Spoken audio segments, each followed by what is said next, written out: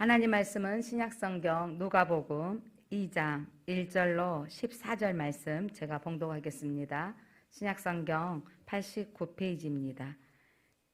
2장 1절.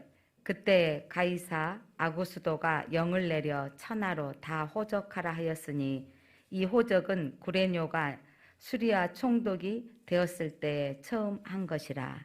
모든 사람이 호적하러 각각 고향으로 돌아가매 요셉도 다윗의 집 족속이므로 갈릴리 나사렛 동네에서 유대를 향하여 베들레헴이라 하는 다윗의 동네로 그 약혼한 마리아와 함께 호적하러 올라가니 마리아가 이미 잉태하였더라. 거기 있을 그때에 해산할 날이 차서 첫 아들을 낳아 강보에 싸서 구유에 누였으니 이는 여간에 있을 곳이 없음이러라.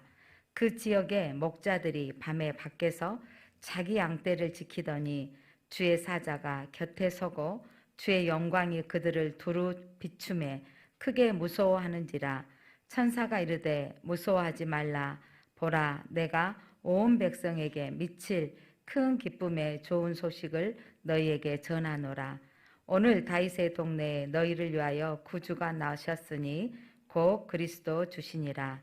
너희가 가서 강보에 쌓여 구유에 누워있는 아기를 보리니 이것이 너희에게 표적이니라 하더니 호련히 수많은 천군이 그 천사들과 함께 하나님을 찬송하여 이르되 지극히 높은 곳에서는 하나님께 영광이요 땅에서는 하나님이 기뻐하시는 사람들 중에 평화로다 하니라. 아멘. 메리 크리스마스. 예수님이 오시는 날은 우리에게 가장 큰 기쁨의 날입니다. 가장 큰 선물이신 예수 그리스도가 이 땅에 2000년 전에 오셨습니다. 예수님의 탄생은 모두에게 기쁨의 날은 사실은 아니었습니다. 예수님이 오시는 그날 밤으로 우리가 돌아가 보면 예수님은 누울 곳이 날 장소가 없는 상황에 놓여 있었습니다. 그의 어머니는 화려한 왕궁에 살던 공주님도 아니었습니다. 성경에 기록되어지기를 나사렛에 있는 처녀 마리아라고 기록하고 있습니다. 나사렛을 지칭한 건 그 지역이 낙후된 곳이고 또 작은 마을이었기도 합니다. 그 어머니 역시 지극히 작은 여인.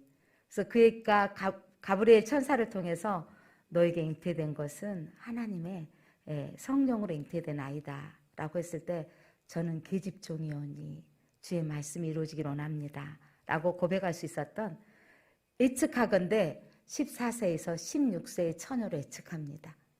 그때 이 어린 처녀는 하나님의 말씀을 받을 수 있는 영적인 귀와 또한 영적인 그 하나님의 음성을 들을 수 있는 마음을 가지고 있는 여자였기에 어린 처녀였기에 하나님의 아들이신 예수를 잉태하는 복을 받았습니다. 과학적으로 설명할 수 없는 놀라운 일은 하나님이 능력이기 때문에 하실 수 있습니다. 그런 하나님이기 때문에 우리는 믿습니다. 많은 사람들은 어떻게 처녀가 아이를 낳느냐, 그러니까 믿을 수 없다고 하는데, 사람이 할 수 있는 일이면 우리가 그 하나님을 안 믿어야죠.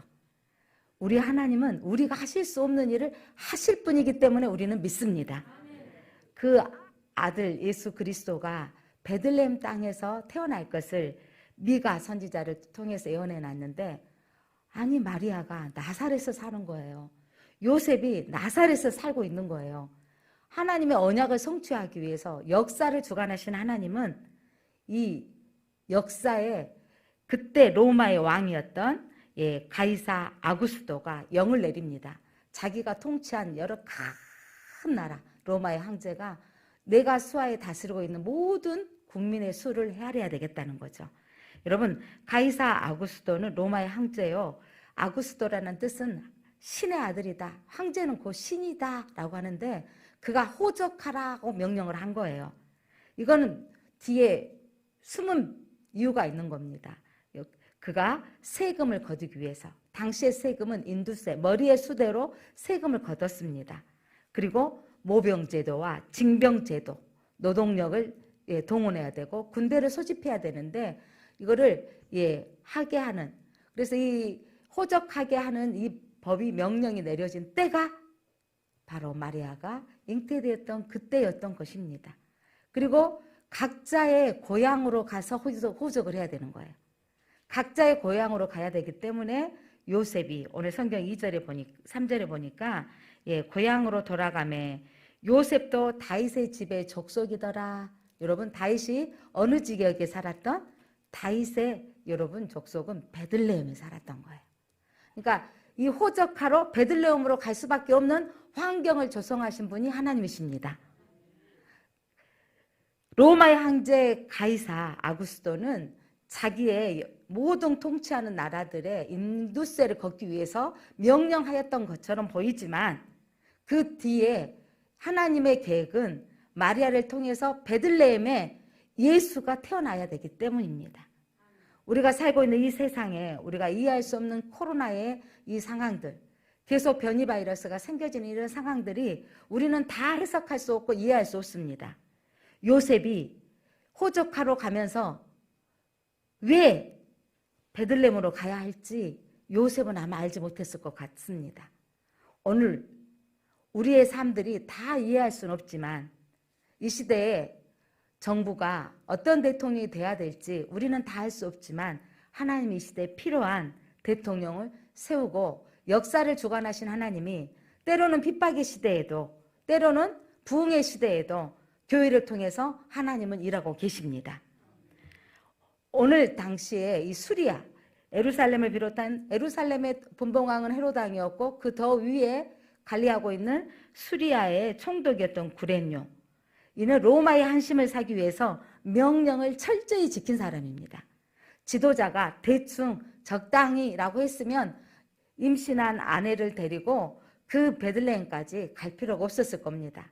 그러나 로마 황제 앞에, 로마의 황제는 신이었고 그 신 앞에 눈도장을 찍어야 되고 잘 헤아려야만이 또 그 자리를 위치를 유지하기 하기 때문에 이 수리아 총독은 명령을 철저하게 지키도록 그 지역에 명령이 떨어졌던 것입니다. 역사를 준비하신 하나님, 불의한 왕을 세우시기도 하시고 불의한 지도자를 세우시기도 하지만 그 속에서 아기 예수님은 탄생하셨습니다.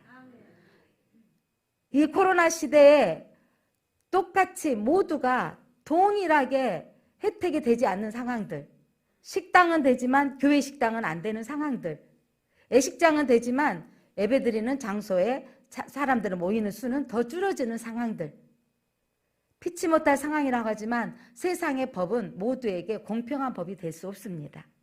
이런 상황 속에서도 아기 예수님이 태어나셨던 것처럼 복음은 확장되어질 것입니다. 믿음의 사람들은 더 하나님을 의지하게 될 것입니다. 연약한 자는 흩어지고 연약한 자는 떨어지는 것 같지만 알곡들은 더 모이게 힘쓰게 될 것입니다. 시대를 보면서 우리가 어떻게 살아야 될 것인가, 여러분 말씀을 듣고 말씀에 깨어있는 사람은 시대를 분별할 눈이 떠지게 되는 것입니다. 그 로마 시대의 통치 아래에 있던 그 어둠의 시대, 로마는 가장 세상의 모든 길을 로마로 길은 뚫어지고 확장되어졌던 만큼 많은 사람들은 노동력으로 착취되어졌고 세금을 착취당하였기 때문에 모든 지역에 있는 사람들은 가난과 또한 어려움 속에 살았던 시대입니다. 그때 많은 사람들은 메시아를 기다리고 있었습니다. 오늘 다윗의 족속 요셉이 베들레헴 출생지였던 본적지로 가게 된 것입니다. 자, 이 말씀 지난주에 찾아봤던 미가서 5장 2절 말씀에 베들레헴 에브라다야, 너는 유다 족속 중에 작을지라도 이스라엘을 다스릴 자가 내게로 나올 것이라. 그의 근본은 상고 영원히 있느니라. 에브라다야, 베들레헴아, 너는 작은데 너에게서 이스라엘을 다스릴 메시아가 올 것을 예언해놨는데 그분은 언제부터 있었다고요? 상고, 옛날부터 태초부터 있었던 분이라고 말씀하고 있습니다. 그러니까 이스라엘을 다스릴 예수가 베들레헴에서 나오셔야만 되는 이 말씀이 성취되기 위해서 하나님께서는 로마의 황제를 사용하셨고 뿐만 아니라 수리아의 총독, 강력한 지도자를 통해서 백성들은 움직여야만 됐던 것입니다. 그렇게 하나님의 역사는 이루어집니다. 오늘 2021년 12월 25일을 살아가고 있는 우리에게도 다 이해할 수 없는 상황들이 벌어지지만 이 속에서도 하나님의 구원은 이루어져 갑니다. 메시아가 그 어둠의 땅에 오셨던 것처럼 세상은 날로, 물론 이제 전기자동차 시대를 넘어서 날아다니는 자동차 시대를 우리는 보게 될 것입니다. 이미 그것들을 자동차 회사들은 준비하고 있을 것입니다. 이런 시대에 이제 점점 이제는 메타버스 시대가 되어진다. 우리가 상상할 수 없는 상상의 영상을 우리가 보고 있는 거죠. 또 다른 상상의 세계에서 우리가 살게 될 것이다라고 하는데, 이런 많은 징조들을 바라보면서 이게 심판의 날이 다가오고 있다라고 우리는 바라볼 수 있어야 되는데, 이때 상황들을 바라보며 베리칩이니 이 백신이니 또한 마지막 때이니 전염병이니 이런 것들을 바라보면서 사단은 우리를 두렵게 만듭니다. 우리는 살아도 구원이요, 백신에 걸려도, 백신이 아니죠, 바이러스, 전염병에 걸려도 구원입니다. 여러분, 우리가 걸리지 않아서 하나님의 보호하심을 받았습니까? 걸려도 보호하심을 받았다고 말할 수 있습니까? 걸려도 하나님의 보호하심이 있다라는 거 우리는 믿는 게 우리의 신앙입니다. 걸려서 천국에 가게 된 것도 하나님의 보호하심입니다. 천국에 가게 되는 게 우리에게 약속되어진 축복이기 때문입니다. 그런데 우리는 아무 일도 일어나지 않은 것이, 그게 안전한 것이 하나님의 보호하심입니까? 우리의 믿음의 가족 가운데 바이러스, 전염병에 걸려서 죽기도 하고 암에 걸려서 치료받은 사람이 있는가 하면 죽기도 합니다. 그러면 죽으면 하나님의 보호하심이 아닙니까? 많은 사람들은 죽게 되어지면 보호하심이 아니고 전염병에 걸리면 보호하심이 아니고, 야, 니네 교회, 니네 다니는 하나님이 지켜주셔야 되지 어떻게 교회에서 그런 일이 일어나느냐? 보호하시지 않는다고 혹시 생각하진 않으셨습니까? 여러분, 하나님의 보호하심은 메시아가 태어났던 그 시대에 여러분 어마어마한 경제적인 어려움과 누울 자리를 찾을 수 없을 만큼 가난했던 요셉과 마리아에서 태어나신 이 예수님을 통해서 그가 구원자가 되셨던 것처럼 오늘 우리가 살아가는 세상에 우리에게도 가난도 오고 때로는 우리에게도 어려운 모병으로, 징병으로 그런 고통을 당하는 때가 우리에게 있었었고 앞으로 오게 될 수 있습니다. 그런데 이런 징조들을 보면서 이게 하나님의 보호하심이 아니다고 생각하는 건 옳지 않습니다. 오늘 아침에 유다서를 묵상하는데 하나님이 우리를 안전하게 지켜주신다 그랬어요. 이건 무슨 뜻이냐면 무슨 문제가 없다라는 게 아닌 거예요. 너희를 보호하시며 거침이 없게 하시고, 여러분, 하나님의 은혜는 아무 일도 일어나지 않는 편안한 게 하나님의 은혜가 아니라 우리가 살아가는 날 동안 어마어마한 일이 일어나지만 그 일 가운데 하나님 우리에게 평화를 주시는 거예요. 평강을 주시는 거예요. 어떤 사건이 생기면 우리는 최악의 생각을 하게 됩니다. 대학을 한 번 떨어져, 두 번 떨어져, 세 번 떨어져 하면 인생의 끝입니까? 취업이 올해 안 되고 또 내년에 안 되고 이건 인생의 끝입니까? 결혼이 올해 안 되고 내년에 안 된다고 이게 끝입니까? 우리는 어떤 사건이 벌어지면 사단은 우리를 자꾸 속이는 거죠. 끝이야. 별 볼 일 없잖아. 믿어서 되어진 게 뭐야? 라고 말하는데 오늘 하나님은 우리의 생각이 바꿔지기를 원하십니다. 우리에게 인생에 문제가 없는 삶이 아니라 인생에 문제가 왔는데 그 땅에 평화가 온 것입니다. 문제를 속에서 하나님이 주시는 평화를 갖게 되는 것이고 평안을 얻게 되는 것입니다. 여러분, 그리스도와 예수님이 이 땅에 오신 것은 내가 평화로다, 평강이 있을지어다. 여러분 안에 인생의 문제를 만났을 때 문제에 빠지지 마시고 문제 속에 하나님이 함께 하시면 죽어도 천국이요 살아도 천국인 믿음이 있기에 이 문제 속에 역사하시는 하나님의 계획이 있기에 우리는 평안을 가져야 됩니다. 평화가 있어야 됩니다. 불안하십니까? 내일이 두렵습니까? 주님 안에 평강이 있을지어다, 평안할지어다. 21년 이 성탄절에 우리 주님은 이 모든 불안과 모든 염려 가운데 이 땅에 오신 목적은 세상의 평화로다. 문제 속에도 평화를 얻기를 원하십니다. 예수님이 그러기 위해서 성육신하시면서 가장 낮은 곳 구유에 나셨습니다. 구유는 뭐예요? 짐승들의 밥통입니다. 그렇게 예수님은 오실 때부터 겸손한 자리로 오셨던 것입니다.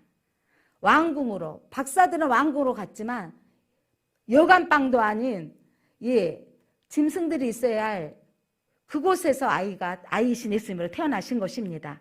그렇게 여러분 낮은 자리에 구유에 태어나셨던 예수님은 가장 처절한 장소였던 십자가의 형벌로 죽음의 장소였던 십자가, 가장 악한 죄를 지어야 할 십자가의 죽으심으로 말미암아 그의 인생은 화려한 삶을 살아보지도 못하고 사셨던 그 예수님은 이 땅에 가장 흉악한 범죄자의 형틀에 매달려 희생하셨습니다. 그분의 헌신으로 우리에게는 평화와 평강이 있고 영생이 있습니다. 말 구유에서 출발하여 십자가로 나아가는 삶이 우리의 삶이 되어야 됩니다. 우리에게 편안만 구하는 삶이 아니라 어떤 삶 속에서 주님이 내 안에 계시기에, 주님이 나의 왕이시기에, 하나님이 나의 백이기에, 하나님이 나의 보호자이시기에 하나님을 바라보고 나아갈 때 우리는 끝까지 십자가만 바라보고 나아가는 삶을 살아야 되겠습니다. 빌립보서 2장 6절로 8절 말씀, 그는 예수님이십니다. 근본 하나님의 본체시나 하나님과 한 분이셨으나 하나님과 동등됨을 취할 것으로 여기지 아니하시고 하나님 나라 천국에 있지 아니하시고 오히려 자기를 비워 종의 형체를 가지사, 그래서 육신의 몸으로 오셔서 우리의 문제, 제 문제를 해결하기 위해서 말 구유에 태어나신 것입니다. 짐승의 구유에 태어나셨고 또한 십자가를 지셨습니다. 사람들과 같이 되셨고 사람의 모양으로 나타나사 자기를 낮추시고 구유에서 태어나시고 죽기까지 복종하셨으니 그 십자가에 죽으심이라. 우리의 삶은 예수 그리스도를 닮아가는 삶입니다. 우리는 나를 낮추고 죽기까지 복종하는 삶으로 살아야 합니다. 그래서 여러분 이 땅에 사는 날 동안 우리의 삶이 편안한 삶이 복이라고 생각하는 것을 고칩시다. 앞으로 어떤 세상이 올지 모르지만 그거는 두려움이 세상이 아니에요. 그 두려움 가운데 우리는 십자가를 바라보기 때문에 그 환난이 온다 할지라도 우리는 내 안에는 평안입니다. 여러분 영광교회에 우리가 순교자를 많이 나왔던 교회에 우리 소풍 갔던 거 기억나십니까? 교인의 거의 90%가 목에 돌을 메고 바다에 빠져 들어가 예수를 부인하지 않았기 때문에 몰살을 시키는 거예요. 그때 그 교인들이 찬송가를 부르며 그때 그 죽음을 두렵지 않는 거, 그때 그 자리에 이름을 써져 있는 건데 이름이 없는 분도 있었어요.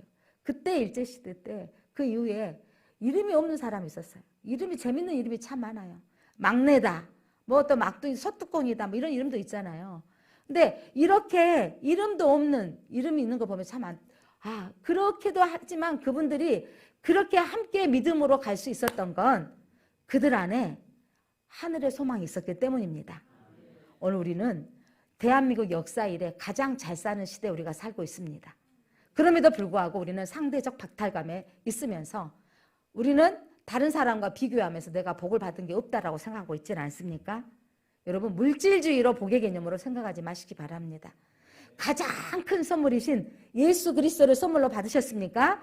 예수 그리스도를 영접하셨습니까? 그 예수님으로 말미암아 우리는 어떠한 일이 일어난다 할지라도 나는 평화로다. 세상이 줄 수 없는 평화를 내가 누리는 거예요. 세상에 감당할 수 없는 믿음을 가지면 세상이 누릴 수 없는 세상의 평화는 올라가고 높아지고 얻어지고 커지는 것들입니다.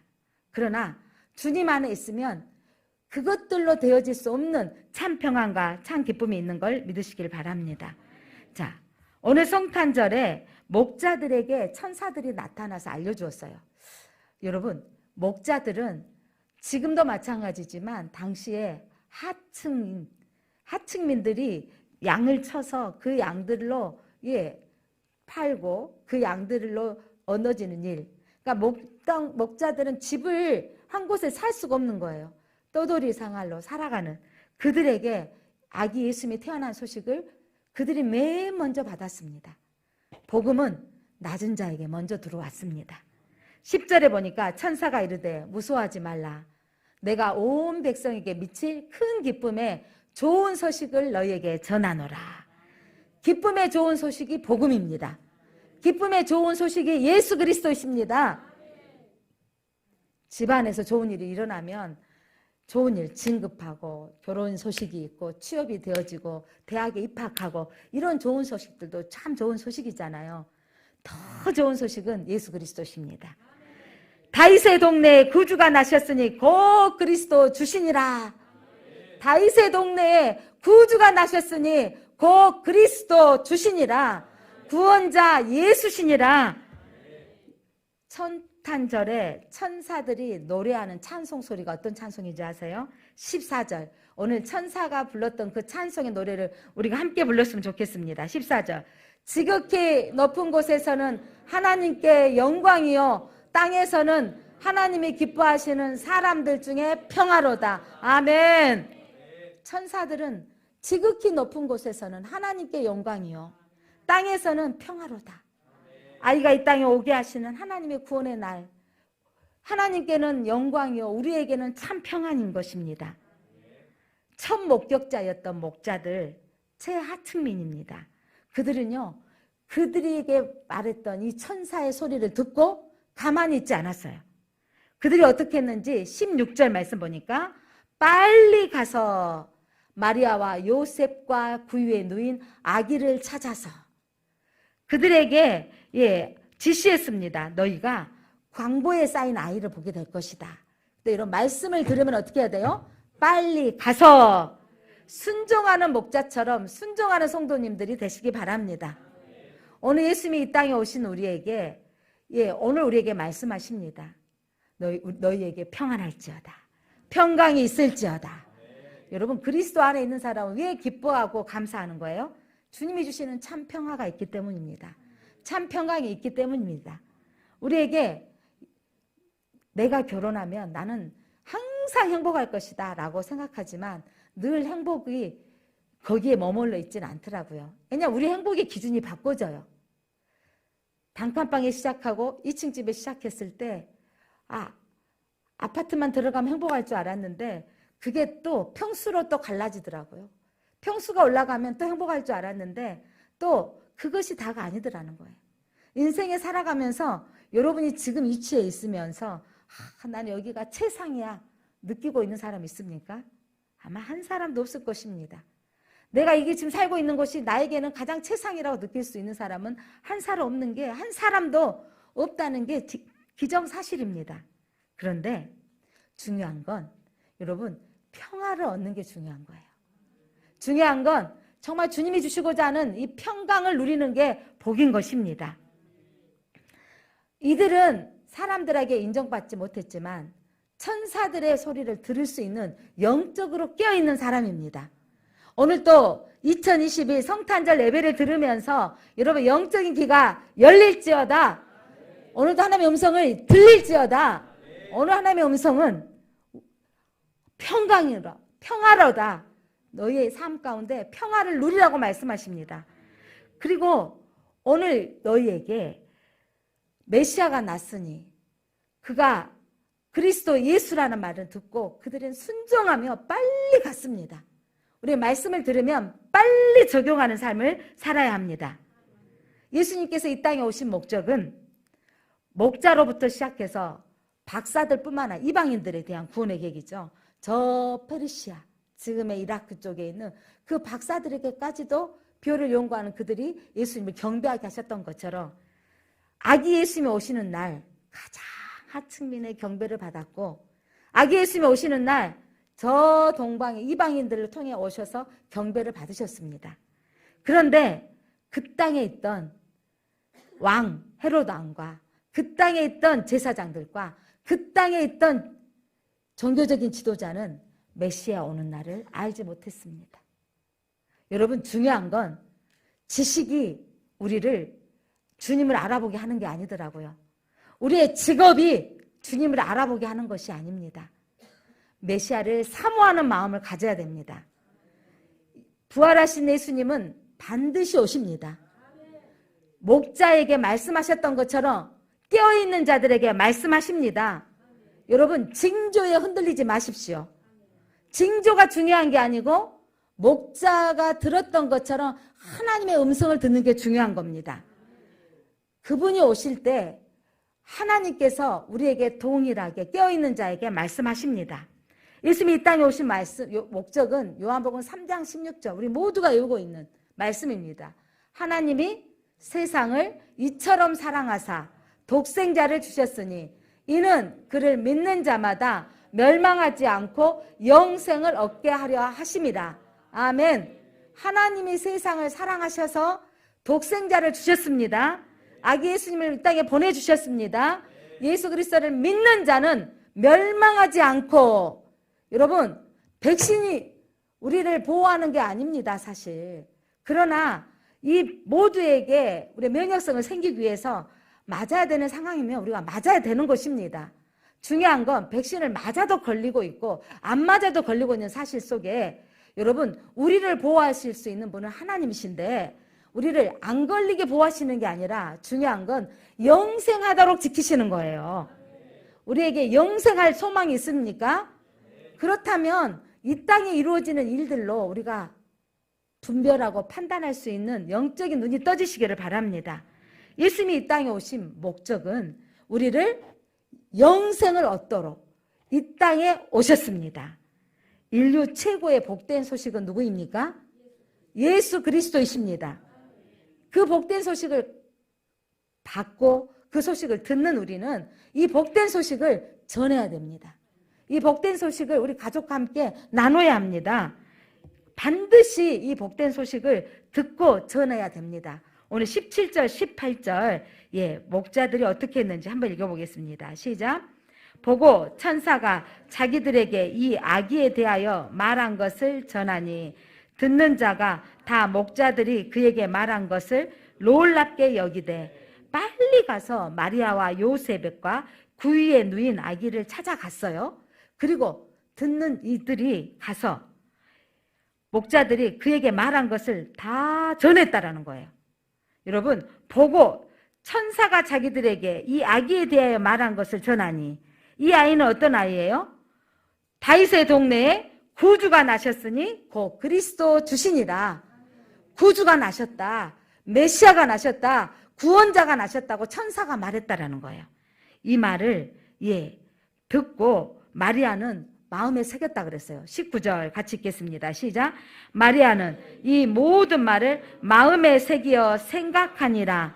아멘. 마음에 새겼다라는 것은 굳게 붙잡아 간직하였다라는 거예요. 잉태하기 전에 처녀였는데 가브리엘 천사가 아이를 낳으리니 예수를 알아 라고 말했을 때 너에게 된 것은 성령으로 된 것이다 라고 했을 때 나는 계집종이오니 하나님의 말씀이 이루어지기를 원합니다 라고 고백했는데 아이를 낳고 났는데 누가 와버린 거예요? 목자들이 와서 천사들이 우리에게 나타났는데 오늘 이곳 베들레헴에 구주가 나셔서 그에게 나셨다고 하셔서 빨리 왔습니다 라고 하면서 마리아는 이 말을 듣고 어디에 새겼더라? 마음에 새겼더라. 어디에 새겼더라? 마음에 새겼더라. 마음에 간직하였더라. 붙잡아서 간직하였더라. 굳게 붙잡았더라. 여러분, 예수 그리스도가 구원자이십니다. 예수 그리스도가 이 땅에 우리를 위해서 오셨습니다. 이걸 마음에 굳게 새기시기 바랍니다. 마음에 간직하시기를 바랍니다. 이 믿음으로 구원받습니다. 말씀을 통해서 예수님은 오셨어요. 여러분, 최초의 복음은 어디라고요? 창세기 3장 15절. 여자의 후손이 뱀의 머리를 밟아버릴 거예요. 뱀의 머리는 뱀을 주장하고 있는 사단의 세력을 밟을 것입니다. 마지막 때에 이 시대에 여러분 각처에 온 세상이 전염병으로 덮여 있고 또한 지진과 화산 폭발과 기근과 여러 가지 지금 자연재해로 우리가 상상할 수 없는 일들이 일어나고 있습니다. 그런데 여러분, 지금 살고 있는 우리 때만 있었을까요? 우리는 이렇게 다 할 수가 있는 거예요? 인공위성이 떠 있어서 미국에서 일어나고 있는 그 자연현상들 우리는 눈으로 보고 있습니다. 저 아프리카에 기후변화로 인하여서 지금 사람들이 물이 없어서 점점 인구들이 이동하고 있고 또한 짐승들이 점점 이동하며 땅을 황폐해져 가는 모습들을 우리는 영상으로 볼 수 있습니다. 예전에는 우리나라만 겪는 일이라고 생각했을 거예요. 이 코로나가. 그런데 세계 모든 나라가 일어나고 있다는 것을 보고 있습니다. 그래도 좀 안심이 되어지는 건 신약이 이제 극심한 환자들에게 쓰겠다는 이 약이 지금 나와서 아직 이 약에 대한 효력이 나타나진 않았지만 지금 사망자는 생기지 않고 있다. 이 약을 쓰는 중에. 그러면서 지금 우리가 희망을 가져볼 수 있다라는 방송을 보면서 약이 이제 곧 나오지 않겠나라는 긍정적인 반응도 있습니다. 그러나 여러분 20년 전만 해도요. 에이즈에 걸리면 다 죽는다 그랬어요. 사람들 참 대단해요. 이제 에이즈를 점령했습니다. 이 바이러스에 여러분 다 정말 손을 놓고 죽을 수밖에 없는 상황인데 약을 발견하면 또 다른 바이러스, 에이즈가 인류의 재앙이라고 했었어요. 에이즈의 현상은 마지막 때라고 많은 사람들이 말했던 걸 기억합니까? 바코드는 666표라고 말했습니다. 에이즈는 마지막에 징조라고 말했습니다. 이런 코로나 시대를 보면서 또한 징조라고 하는데 앞으로 그 시대와 시기는 우리는 알 수 없습니다. 여러분, 우리가 태어나기 이전에 그 이전에도요. 전쟁과 기근과 1000년 전에도 전쟁과 기근이 있었습니다. 예수님이 사시던 이후에 어마어마한 대지진으로 여러분 헤롯 성전이 무너진 걸 아십니까? 여러분 그런 지진과 징조를 봤을 때 초대교회 성도들은 주님 오실 거라고 생각했어요. 화형에 처해지고 목베임을 당하고 옥에 갇히고 그때 주님이 오실 것을 기다렸던 야고보서와 유다서 뭐냐면 이 사도들은 이때 깨어있자.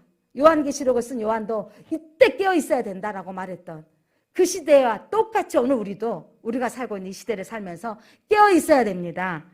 예수님을 바라봐야 됩니다. 말씀을 통해서 예수님이 오셨던 것처럼 다시 오실 예수님도 말씀대로 오십니다. 징조에 두려워하지 마십시오. 우리는 깨어있으면 됩니다. 살아도 천국이요 죽어도 영생입니다.